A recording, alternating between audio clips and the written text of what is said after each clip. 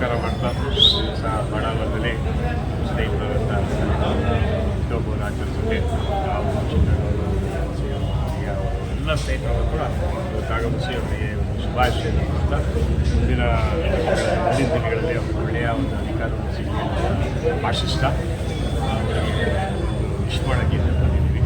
ಏಕೆಂತಂದರೆ ಕಾಂಗ್ರೆಸ್ ಪಕ್ಷದಲ್ಲಿ ಸಲೀಂ ಅವರು ಇವತ್ತೇ ಸುಮಾರು ಹುಡುಗಾಗಿಂದಲೂ ಕೂಡ ಇವತ್ತೇ ಇರ್ಬೋದು ಪ್ರತಿಯೊಬ್ಬರು ಕೂಡ ಈ ಒಂದು ಇದನ್ನು ಕಾಂಗ್ರೆಸ್ ಪರವಾಗಿ ನಿಂತ್ಕೊಂಡು ಮಾಡ್ಕೊಂಡು ಬರ್ತಾ ಇದ್ದಾರೆ. ಈಗ ಸಲೀಂ ಅವರು ಇವತ್ತೆಲ್ಲ ನಾವು ನೋಡಿರೋ ಪ್ರಕಾರವಾಗಿ ಪ್ರತಿಯೊಬ್ಬರು ಸಾರ್ವಜನಿಕ ಸೇವೆ ಬೇಕಾದಷ್ಟು ಸೇವೆ ಮಾಡ್ಕೊಂಡು ಬಂದಿದ್ದಾರೆ. ಈಗಲೂ ಕೂಡ ಪ್ರತಿ ವರ್ಷ ಏನಾದರೂ ಒಂದು ಮಾಡ್ತಾ ಇರ್ತಾರೆ. ಈ ವರ್ಷವೂ ಕೂಡ ಸುಮಾರು 250-300 ಜನಕ್ಕೆ SIR ಒಂದು ಇದಕ್ಕೋಸ್ಕರ SIR ಇಂದ ಒಂದು 250-300 ಜನಕ್ಕೆ ರೆಸಿಡೆನ್ಷಿಯಲ್ ಸರ್ಟಿಫಿಕೇಟ್ಗಳನ್ನ ಅವರೇ ದುಡ್ಡು ಹಾಕ್ಬಿಟ್ಟು ಅವರೇ ಫಿಲಪ್ ಮಾಡಿ ಪ್ರತಿಯೊಬ್ಬರ ಮನೆಗೆ ಹೋಗಿ ಇದು ಮಾಡಿಕೊಟ್ಟು ಫ್ರೀಯಾಗಿ ಮಾಡುವಂಥ ಕೆಲಸವನ್ನು ಇವತ್ತು ಮಾಡ್ತೀನಿ ಅಂತ ಇವತ್ತು ಅನೌನ್ಸ್ ಮಾಡ್ತಾ ಇದ್ದಾರೆ.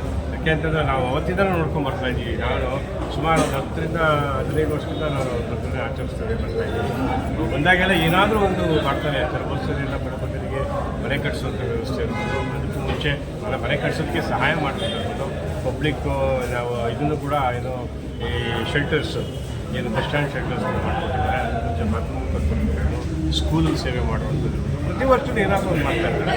ಈ ವರ್ಷವೂ ಕೂಡ ಅದೇ ರೀತಿಯಾಗಿ ಒಂದು 250-300 ಜನಕ್ಕೆ ಒಂದು ಸರ್ಟಿಫಿಕೇಟ್ ಅಂದರೆ ರೆಸಿಡೆನ್ಷಿಯಲ್ ಸರ್ಟಿಫಿಕೇಟ್ ಇವತ್ತು SIRಗೆ ಬಹಳ ಮುಖ್ಯವಾಗಿ ಬೇಕಾಗಿರುವಂತಹ ಒಂದು ಆಧಾರ ಅಂತಂದರೆ ಗುರುತು ಅಂತಂದರೆ ಇದು ರೆಸಿಡೆನ್ಷಿಯಲ್ ಅಂದರೆ ಮನೆಯ ಗುರುತು ಪತ್ರ ಅಂಥದ್ದನ್ನು ಇವರೇ ನಿಂತ್ಕೊಂಡು 250-300 ಜನಕ್ಕೆ ಸ್ವತಃ ಮಾಡಿಕೊಡ್ತಾ ಇದ್ದಾರೆ. ಪ್ರತಿಯೊಬ್ಬರು ಇನ್ನೂ ಅವರಿಗೆ ಮುಂದಿನ ದಿನಗಳಲ್ಲಿ ಏನು ಸಭೆ ಆಗ್ಬೋದು ಅಥವಾ ಇದಾಗ್ಬೋದು, ನಮ್ಮ ಕಾರ್ಪೊರೇಷನ್ ಸೇರಿಸ್ಕೊಂಡು ಏನಾದರೂ ಕೂಡ ಆಗಲಿ ಆ ಟೈಮಲ್ಲಿ ಇವರಿಗೆ ಒಂದು ಅವಕಾಶವನ್ನು ಕೊಡಲಿ, ಅಧಿಕಾರದ ಅವಕಾಶ ಕೊಡಲಿ. ಅಧಿಕಾರ ಇದ್ದರೆ ಇನ್ನೂ ಜಾಸ್ತಿ ಸೇವೆ ಮಾಡ್ಬೋದು ಅನ್ನುವಂಥ ಮಾತನ್ನು ಕೂಡ ಈ ಸಮಯದಲ್ಲಿ ಹೇಳ್ತೀನಿ.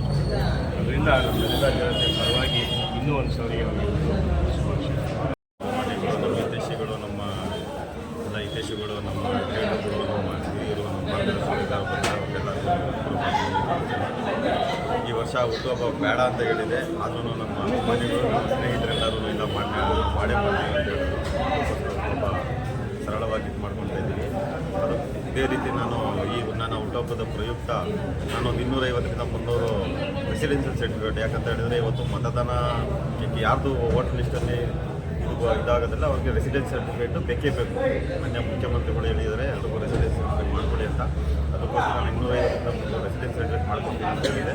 ನಮ್ಮ ಹ್ಯೂಮನ್ ರೈಟ್ಸ್ ಕಮಿಟಿಯ ರಾಜ್ಯಾಧ್ಯಕ್ಷರಾದ PM ಚಿಕ್ಕಣ್ಣವರು ಸಹಕಾರ ಕೊಡ್ತೀನಿ.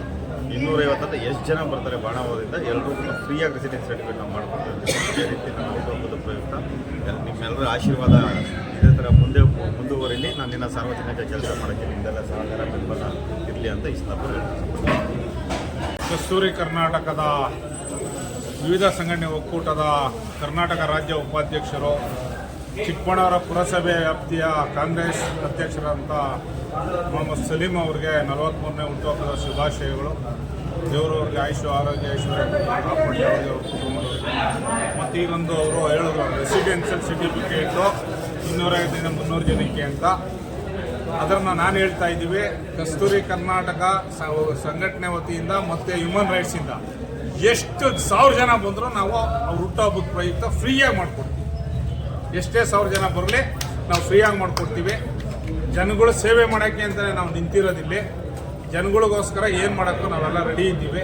ಅದರಲ್ಲೂ ಸರಳ ಸಜ್ಜನಕ್ಕೆ ವ್ಯಕ್ತಿಯವರು ಅವರ ಇದರಲ್ಲಿ ಅವ್ರಿಗೆ ಇನ್ನೂ ಜನಸೇವೆ ಮಾಡೋದ್ರ ಶಕ್ತಿ ಕೊಟ್ಟು ಈ ಒಂದು ಕಾರ್ಯಕ್ರಮಕ್ಕೆ ನಮ್ಮ ಮಾಜಿ ಕಾರ್ಪೊರೇಟರ್ ಸೋದರ ಸಮ ಅಂತ ನಾಗಭೂಷಣ್ ಸಾರು, ಅಕ್ಷಯವರು ಎಲ್ಲ ಬಂದಿದ್ದಾರೆ, ಎಲ್ಲ ಶುಭ ಹಾರೈಸಿದ್ದಾರೆ.